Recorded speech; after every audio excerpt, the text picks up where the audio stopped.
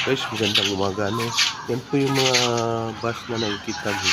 Yan po yung Daming lambas kayo. ginamit ng mga Ha? Mga 20? Dito lang? Darap pa lang yun? Nag-peace rally, ano, na pinangunahan ng simbahan ng Iglesia ni Cristo.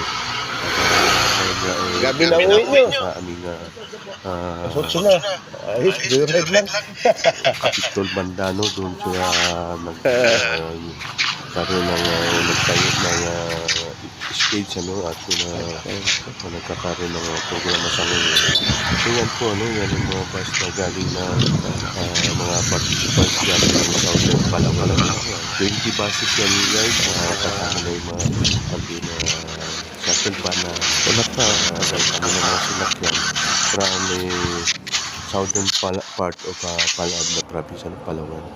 So guys, yun lang, ano, at maganda rin yung ngari ng peace rally para magkaisa tayo mga Pilipino. Iwasan muna natin yung mga politika dahil nakapaaga pa na para sa pagsusunod na election. Yun ang pinag-aaluan kasi ng ganong partido